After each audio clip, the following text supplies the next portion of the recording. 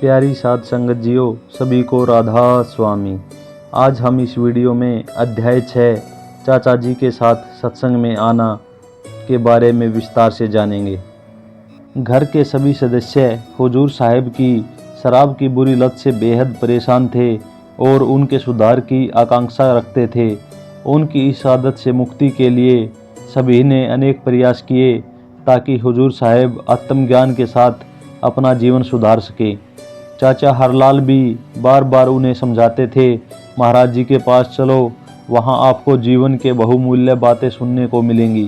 परंतु हुजूर साहिब का मन इससे विरक्त था और वे अक्सर उत्तर देते, यह सब पाखंड है, यह तो केवल दुनिया का भ्रम है। लेकिन जब चाचा जी ने अधिक आग्रह किया तो हुजूर साहिब अंततः उनके साथ सतगुरु दरबार में चले आए। हुजूर साहिब का आश्रम में प्रवेश करते ही वहां उपस्थित लोगों में आश्चर्य की लहर दौड़ गई।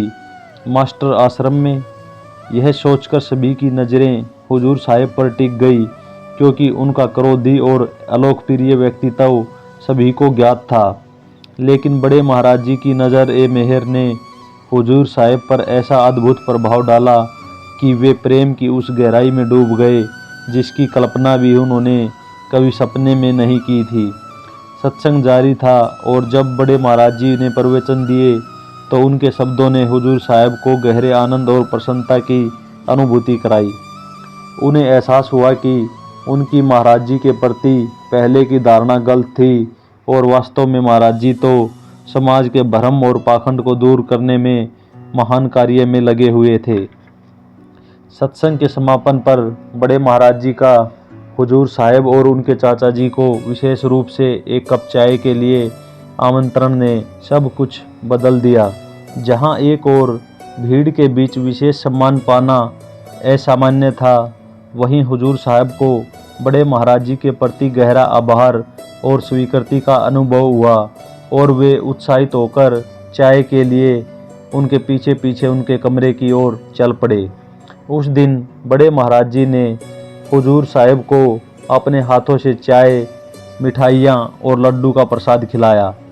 इस अनुभव के बीच हुजूर साहिब के मन में विचार आया कि बड़े महाराज जी के साथ न केवल अद्भुत शिक्षाएं प्राप्त होती हैं, बल्कि उनके यहाँ ऐसी स्वादिष्ट मिठाइयाँ भी मिलती हैं, तो क्यों न यहाँ रोज़ आया जाए। हुजूर साहिब ने तब से आश्रम में नियमित रूप से आना जाना शुरू कर दिया। सत्संग समाप्त होने के बाद वे प्रतिदिन बड़े महाराज जी के साथ चाय पीने उनके कक्ष में जाने लगे। कुछ ही दिनों में हुजूर साहिब ने देखा कि बड़े महाराज जी के चाय के कुछ घूंट पीकर बाकी का कप अपने साथी सेवक को दे देते थे। एक दिन हुजूर साहिब के मन में विचार आया कि यदि बड़े महाराज जी वास्तविक में महात्मा हैं तो वे अपनी बची हुई चाय उन्हें देंगे। उस दिन जब चाय परोसी गई तो बड़े महाराज जी ने 2 घूंट पीकर कहा, ले भाई कंवर, मैं अपनी बची चाय किसी को नहीं देता, पर आज तो यह तेरे लिए ही है। यह देखकर हुजूर साहिब अचंभित हो उठे और उनके हृदय की प्रसन्नता की सीमा न रही। हुजूर साहिब को चाय मिलने से अधिक खुशी उस बात की थी जो उनका वह विचार जिसे उन्होंने आधे विश्वास के साथ सोचा था साकार हो गया था।